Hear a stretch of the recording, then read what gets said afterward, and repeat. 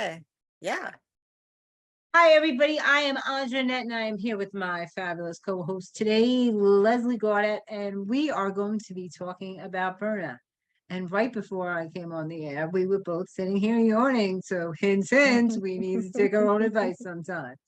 So, we wanted to just, we know a lot of people in the coaching space and a lot of people in the health professional space, and we both have other, other vocations other than what we do online, and Mhm. sometimes you have to really listen to your body. She teaches self-care and I teach health.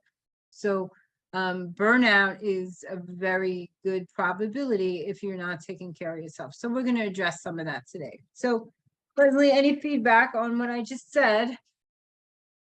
Yeah, and I just want to just actually say that just a little to add to that is burnout can come in different forms, which I recently learned through my own burnout experience around emotional burnout, meaning a lot of my energy has been expended on family members, on my husband, and a lot of other people, and not myself. And this has been happening. This is something that was like an ongoing thing. And if you're not aware of it, I mean, I was always looking at burnout as being, work related, what I'm working on. And I've talked a lot about that. But then I started recognizing recently that burnout can actually show up also when you're expending a lot of your energy and time on other people. And so it was a real wake up call. And I had to take some time off because I really got to a place where my body just was saying nope, my brain was saying nope. I just really couldn't show up in the way that I usually do. So that's another form of burnout, which I really feel is important that people understand that can happen from that too. So I've always looked at burnout kind of that way. I was hit by a car many, many years ago, and I sustained injuries after, and seizures after the trauma to the brain. So, um, I see seizures as using extra body, like expending more energy than your body can, and it shuts down. So Mhm. for me, burnout is really the same because you don't have that energy. So it's really anything that takes energy from you, even spiritually, like when people are spiritually broke, it causes trauma to the body. It's draining energy because they can't process what they're going through at that moment. So it can be physical, it could be emotional, and it could certainly be spiritual or mental. Some people have a Absolutely. lot of mental anguish. So it does come in a lot of ways, but we do have to remember to pause and step back from the situation, especially emotional, because I think emotional sneaks up on you more than physical. I mean, when you hit a brick wall and your body's tired, you just know you're tired and you're like, okay, I'm going to go to bed. I'm going to rest. I'm going to take care of myself. But emotional over time can, like, you're getting directed from different areas of your life, so you might be having those pressures at work, and then you have family situations that you spoke of, and then maybe something's happening in your close circle, with somebody else. Maybe they're having an illness or something in their family, but you're getting collective feedback from all those places, and it's really drawing all of your energy because as a good friend and a person, you try to show up for all those people. So it's robbing your body of energy that is desperately needed to perform other services in your body, like rest.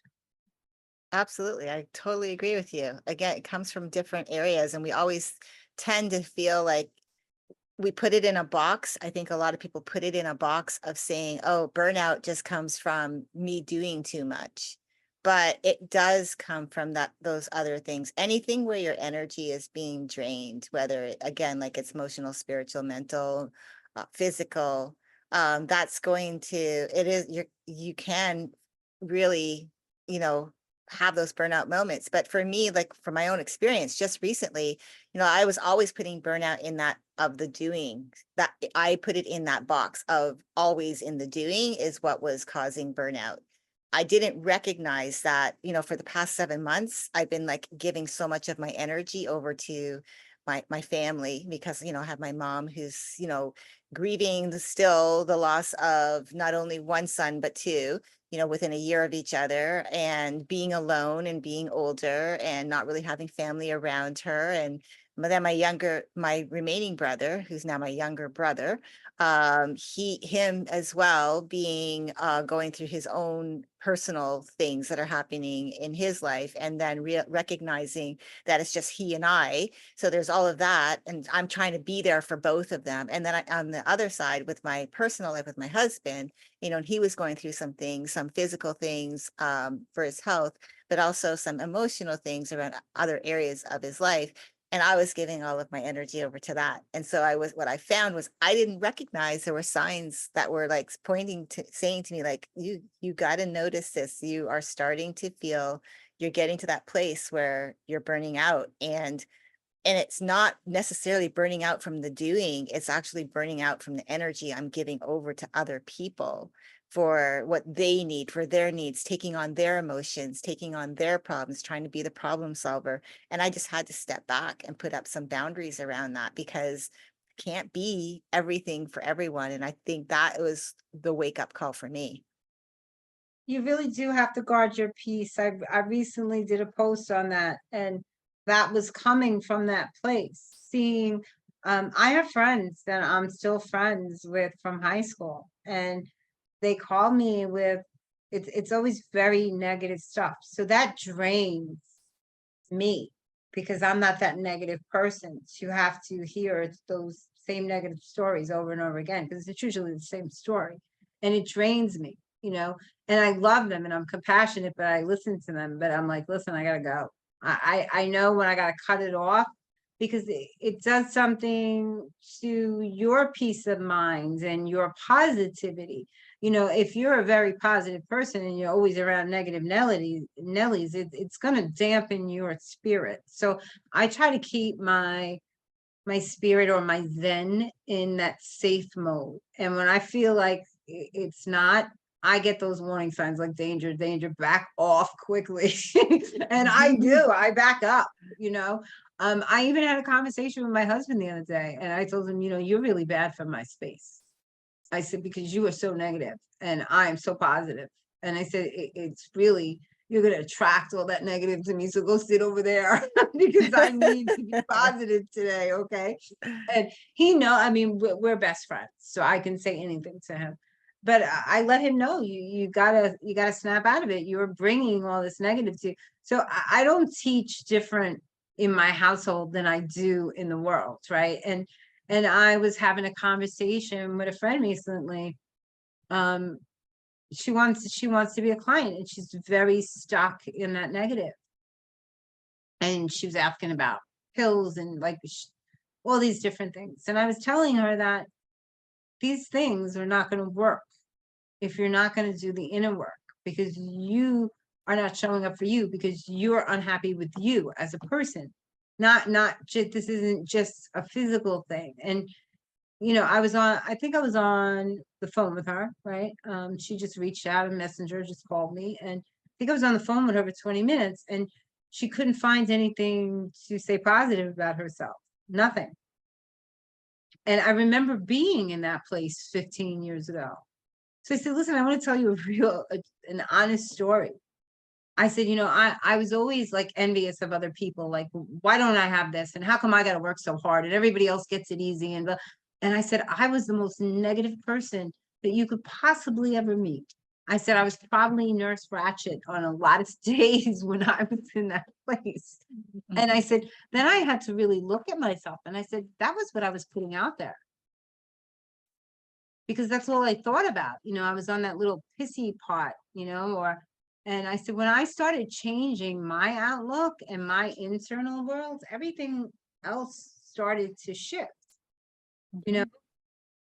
So we had this conversation about her rewording her stuff. And of course, I recommended Chad Helmstetter, that like how to rewire your brain for success, because I don't know about you, but I'm a big believer in that you can really retrain your brain to do anything, and to really get to that place of positivity. So Yeah.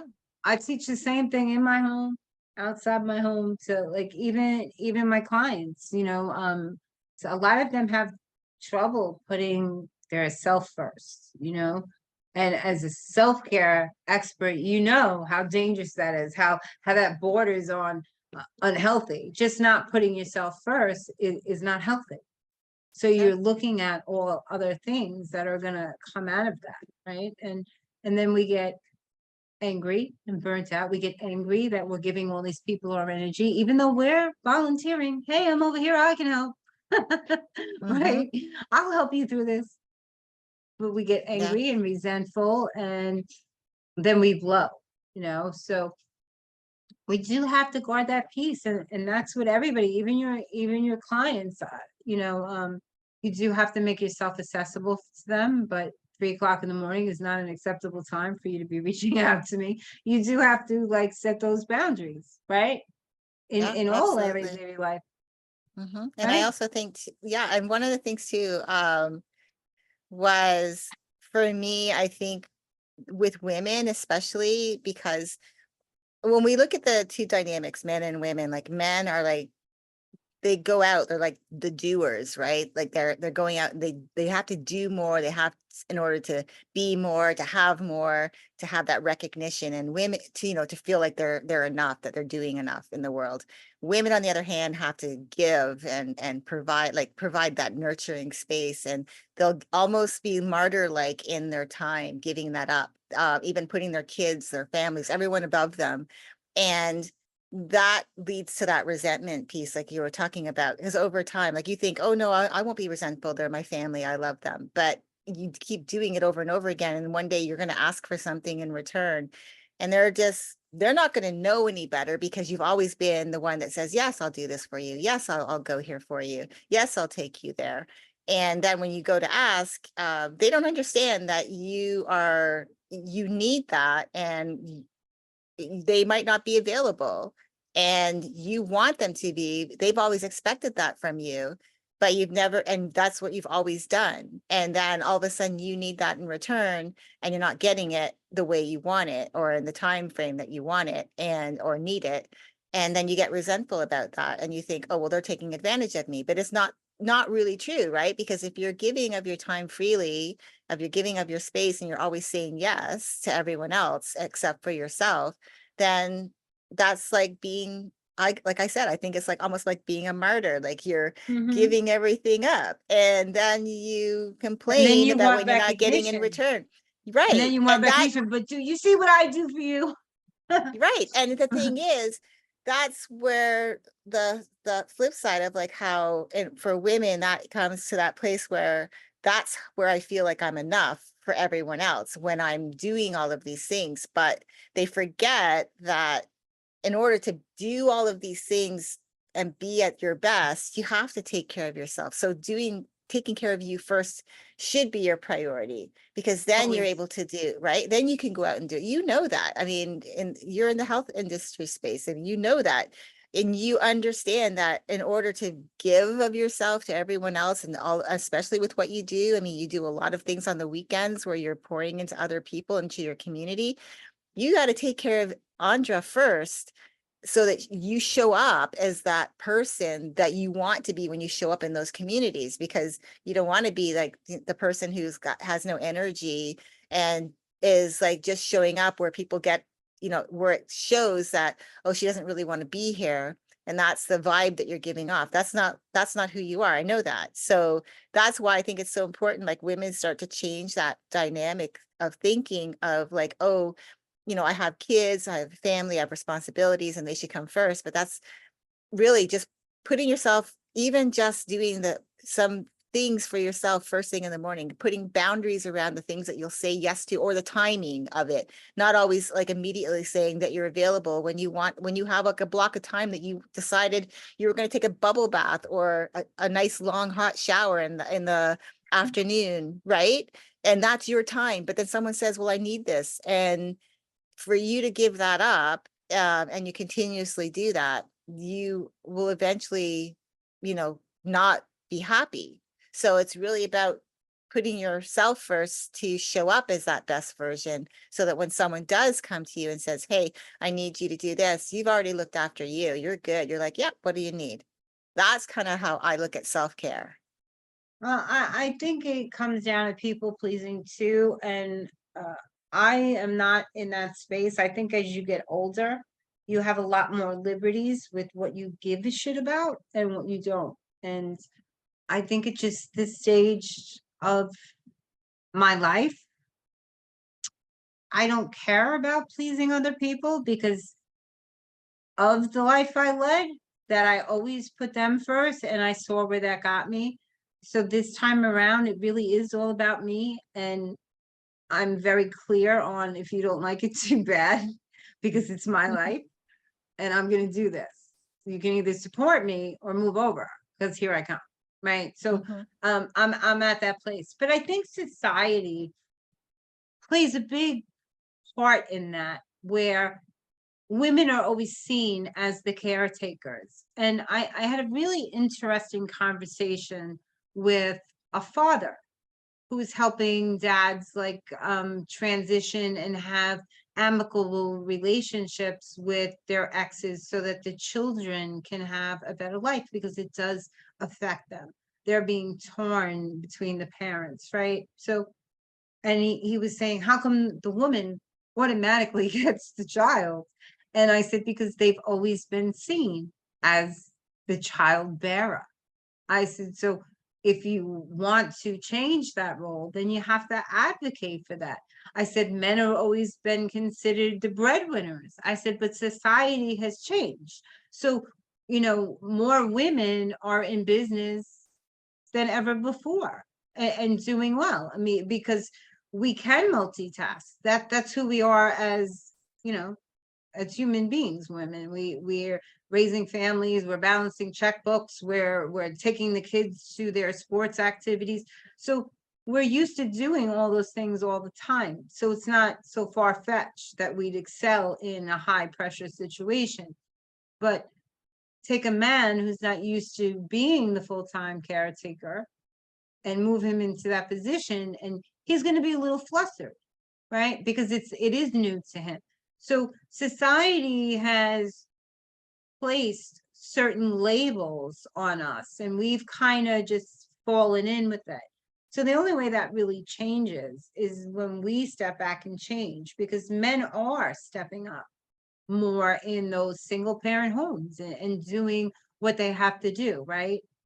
It's not always the woman that gets left with the child. There's a lot of men out there in divorced families, and they're taking care of their children, and they're providing for them, well.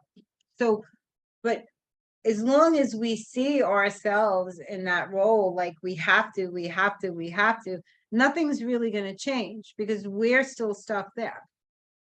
And the more we go into business and we stay in that mindset, the business will struggle, or the relationships will struggle, because we will get anger. We will feel that burnout, because we can only be so much to everybody. You know, I remember when I first started in business, I gotta tell you, I was so overwhelmed. All right. I mean, because I had that butterfly syndrome where I was looking at everything else. So maybe I need this, or maybe I need that.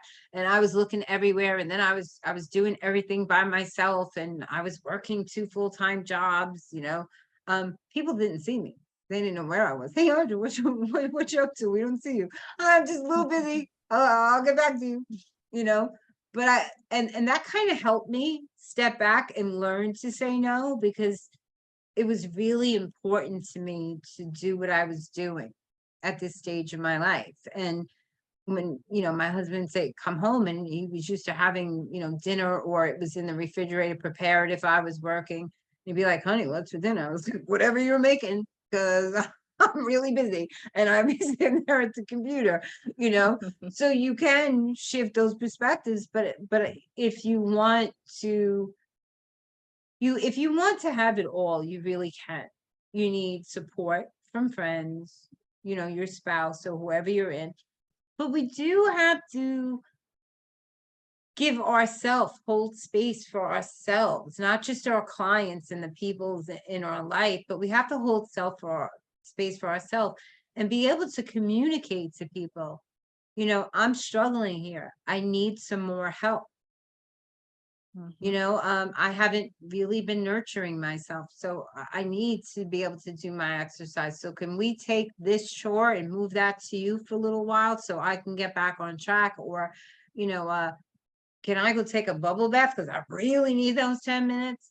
We do have to learn to communicate because we have assumed the role of mind reader too. We know what's going on with everybody. And Mhm. we forget to tell, to really tell them what's going on with them because they're not mind readers. None of us are.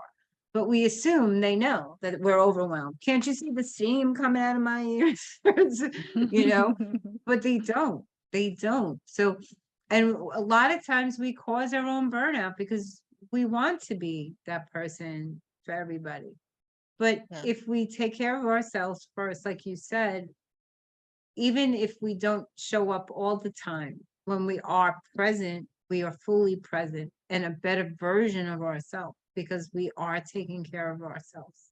We're not run down, we're not tired. So when we show up for our family or our friends, we're fully present. We're not sitting somewhere else looking at those things.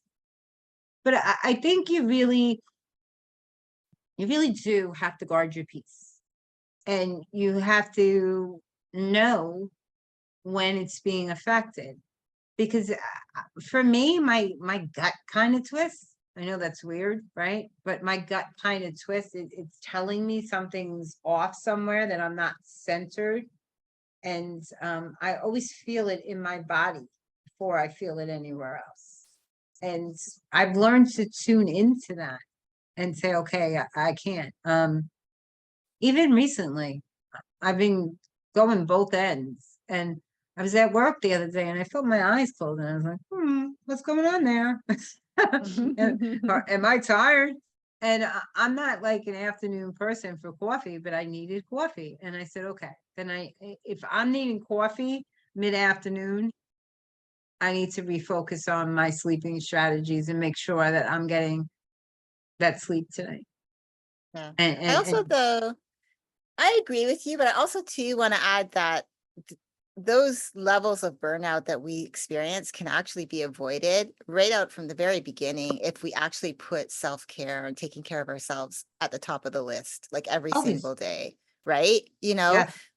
Anything that we do, like especially, for example, as I was talking about, I used to always look at work related, is if I have something I'm working on, a couple of things I do is I add in a little bit of buffer time. So in other words, if I say like I want to have a launch, I'm just going to use the word launch. So let's say I'm doing a new product or a new service and I want to have it ready in 4 weeks. I give myself an extra 2 weeks, sometimes an extra 3 weeks. So I might think it's a 4 week process, but in reality, I'll give myself that extra time because life doesn't just say, okay, you've got all of these plans. I'm going to let you do everything. It's just, that's not how life works. Things happen. And also, you don't know what your energy is going to be like. You don't know if you're going to maybe have an aha moment, that's something you want to change it. So I give myself that extra time. But on the flip side to relationships, and also I guess what I wanted to say was in that time, like when you're excited about something, especially new, you're working on something new, right then and there, that's the honeymoon phase.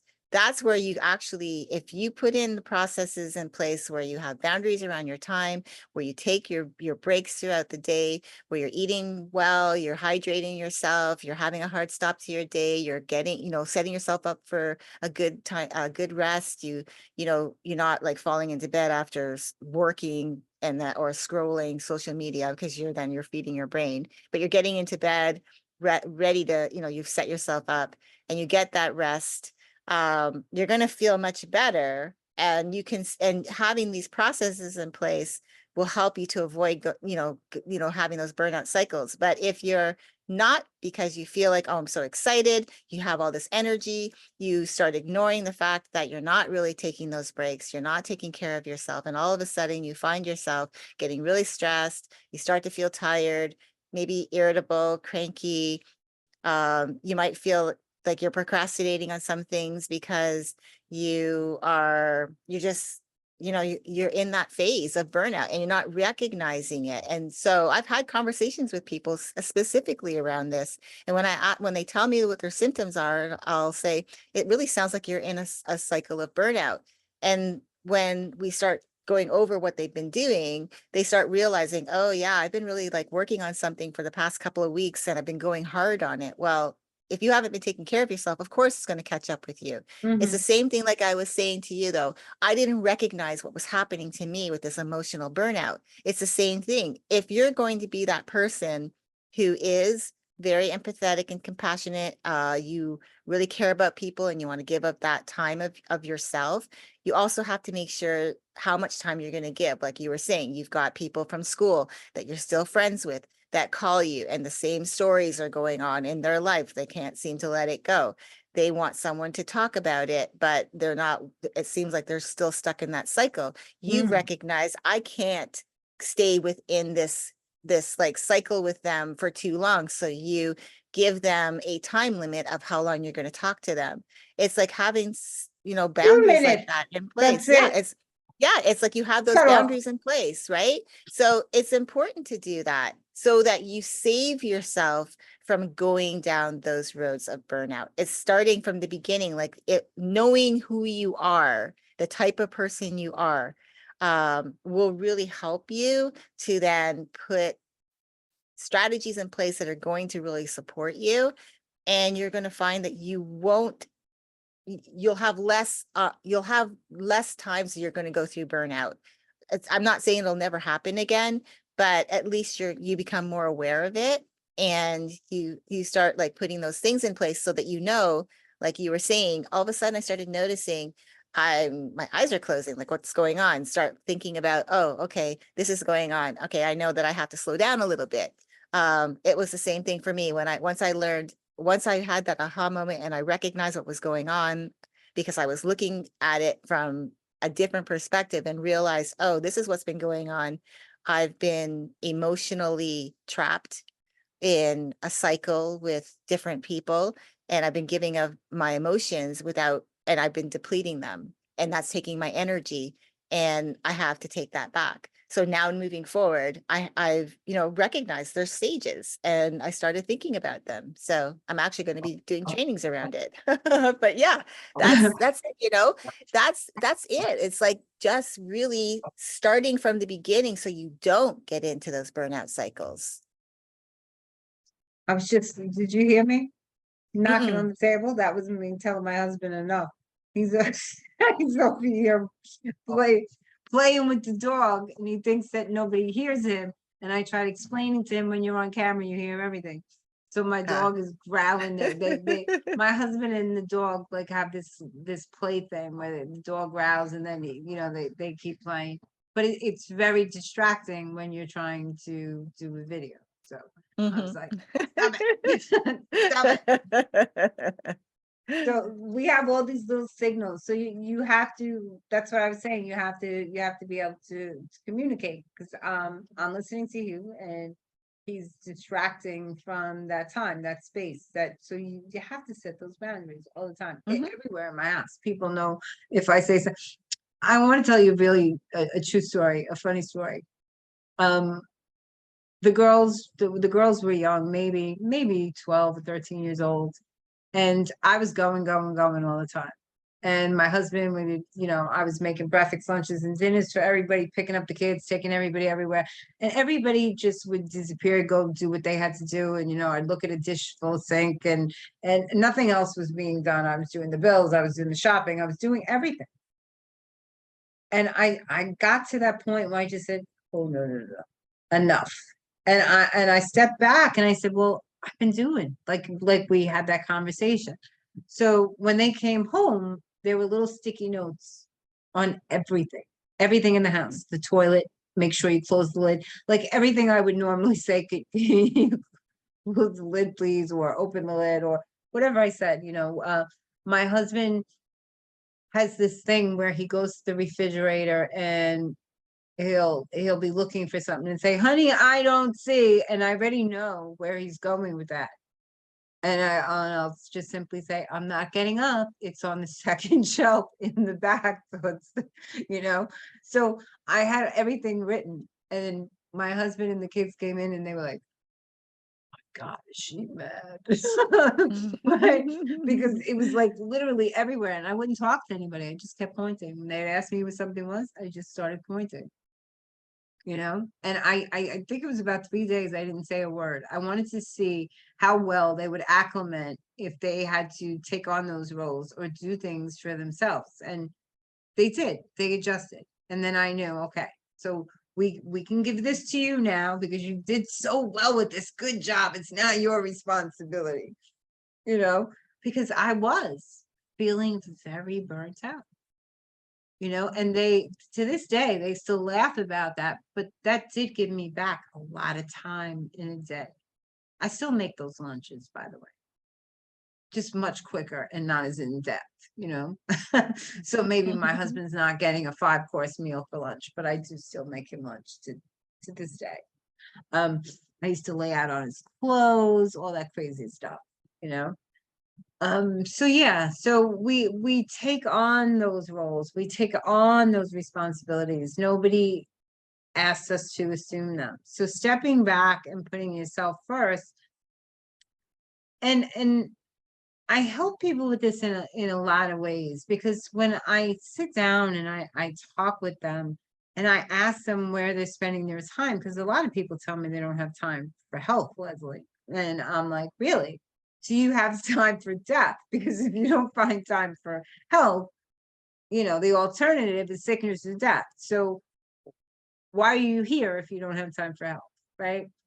And some of the bizarre things that occupy, I mean, it's not bizarre to them, clearly, but things that they put before themselves and their health, I'm like, so if you didn't do this, how much time would that free up?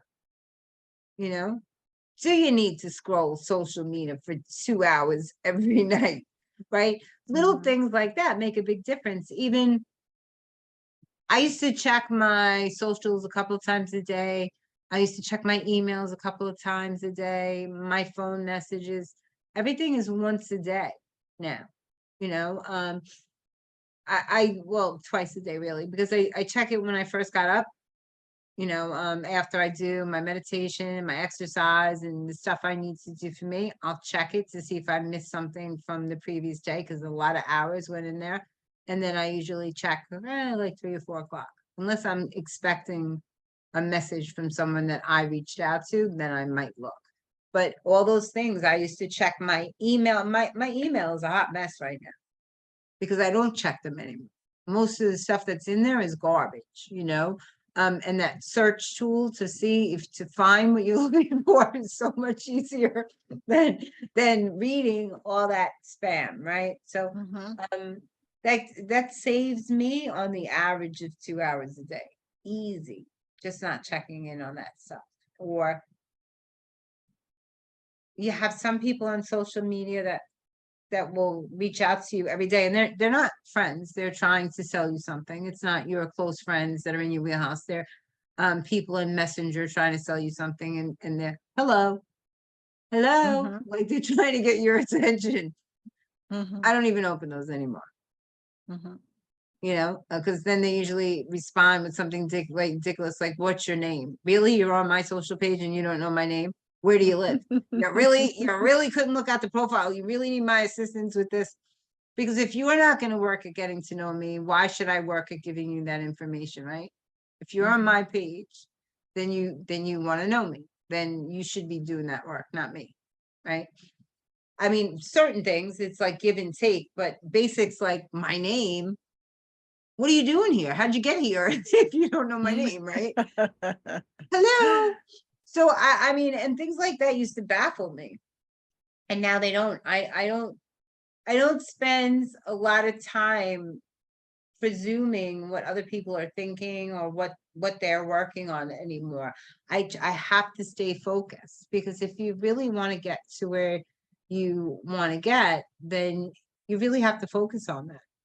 And Mhm. sometimes it takes hours a day. Sometimes you have a 2 hour day. Sometimes you have a 10 hour day, right? Depending on if you're working and running a business, it depends, but it's work. And a lot of people make it look very easy. And I'm always like, yeah, are they for real out here? Because I'm not finding it's that easy. Even sometimes when you have scheduled meetings, like I have clients that schedule times, and they're on the same schedule, a schedule they pick. Some people get very emotional during the meetings. You can't push them off and say, I got another call. Sorry, you got one more minute left. Can you wrap this up? I'm sorry that your Mhm. heart's bleeding on my floor, but I gotta go, because that's not really holding space, is it? Or supporting them, Yeah. So, but you do have to set boundaries too. So there's a fine line, but you got to know what you can push and what you can't, and how much you as a person can really take. And if you start feeling overwhelmed or constricted in your life and what you're working on that's important for you, then it is time to step back and analyze, am I burning out? Is it emotional? Is it physical? Is it mental? Or is it a culmination of all of these things because I'm pushing myself too hard? And really implement some of those strategies that you were talking about, that you're working on with your clients now. Whether it's meditation. I take a train to work every day, and on that train ride, you wouldn't even know I was there. I got the earphones on, my eyes are closed, and I'm doing my meditation. I do meditation first thing in the morning, and then I do it on my way to work. By the time I get there, you can throw anything at me and I'm good. I'm like Mary Poppins when I get I get to work. I'm so happy. And they're like, hey, yeah, how are you, Andra? I'm like, oh, I'm fabulous, thanks. But if I feel like I need it again in the afternoon because people have zapped that space or that energy, then I'll listen to it on the way home. I got a nice one for the way home too. Or I'll read a book. I'll do something that's going to give me joy, to like extract some of that uneasiness, something that's going to balance me in another way, right? Mhm. So what are some things that you do to get that peace, that balance? Well, I do start my days with meditation, and I end my days with meditation because I just really feel like that's really good. Some of the times I find, um, if I'm feeling like there's some negative thoughts, negative energy, I should say, around me, I'll listen to like a guided meditation to release negative energy.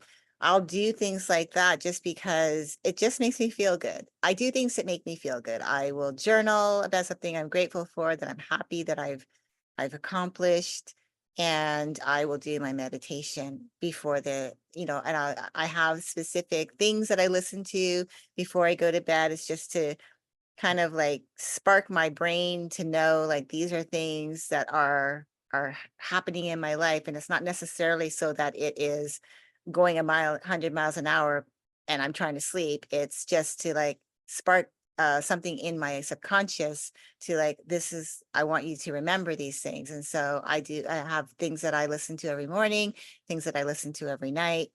um I like to get out and go for a walk. Like I have that specifically now, of course, in Florida. I have to go out much earlier than I was before because it's getting really super hot and Hot. humid.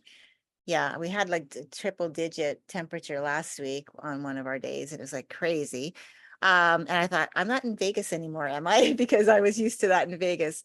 But yeah, I'll do things like that. I like to make sure I don't eat my lunch at my desk anymore. I was doing that.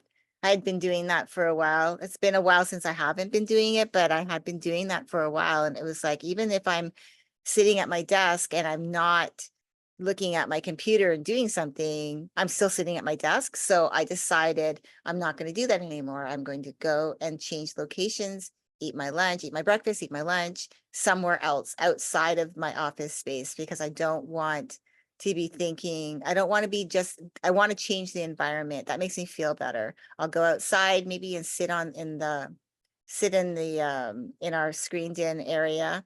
And I'll sit there and maybe eat lunch. I'll listen to my podcasts, whatever I decide to, I'll read like you were saying. I just like to do things that make me feel good. That's why I always say like self-care can be so simple as, reading like your meditation on your way to work and meditation on the way home, to reading a book, to um just going out and then sitting outside, like, or even sitting in your favorites. Like some people have really great spaces in their home, like nooks in their home where you can go and just sit and look outside and drink your coffee or your tea. Like that's just to me, self-care is so many different things. It's not just meditation and journaling and things like that. It's a whole array of things that could be a part of your life. Exercise is really important. I even think self-care moments can be in how you prepare your food, right? Yeah. Because you work with a lot of clients helping them with food choices, and so it's like that's a self-care moment. Like instead of mindlessly reaching for those sugary processed foods, what could you do to inspire yourself to make other things to eat? Like especially if you're a mom and you have kids, why don't you make it fun? Busy You and the schedules, yeah. family. You can Involve do the it family. together. You can do it together. That's Absolutely. and that's the togetherness. That's another moment for self-care because you're doing it together, which is, creating those bonds. So, when I talk about self-care, it's so big, like it's so vast. Like even though you learned that you had to take back your time and you had to start like inviting your family into participating in the lifestyle that you are all were living, I'm sure that the things that you were doing, like making of lunches, laying out his clothing, to whatever, all the other things that you were doing was out of love for your family. But at some point it just caught up to you because it was so much. Like you were doing it because you cared about them.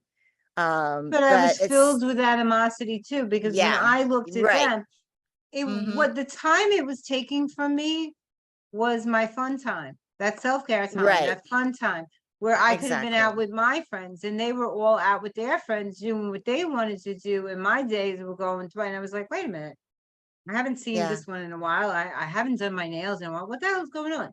So that's when it hit me. Wait a minute, this isn't happening no more. Because I do guard my time. Back then, not as much, but I don't Mm-hmm. think I was in the same place emotionally back then. I think I was still that yes girl. And as Mm-hmm. soon as I became that no girl, everything changed. Mm-hmm. Everything changed. Andra, can you do this? No. Honey, I really need your help. No. You'll figure it out. Because when I looked at the other involvements, we want to help people, but we're not helping them grow if we're always doing things for them. Mm-hmm. Right. So Yeah. I always did all the cooking and stuff. My husband's a great cook. You would never know that if I was still cooking. Right. So I enjoy him cooking for me now. I'm not cooking anymore. He is. So we switch roles a little bit and it's okay. He enjoys it. Not all the time. Sometimes he gets a little, oh, I'm cooking again. Yeah, but it's part of being a partner and part of showing up. But, that's because I do talk about my needs today. And I think that we all need to do that. Absolutely.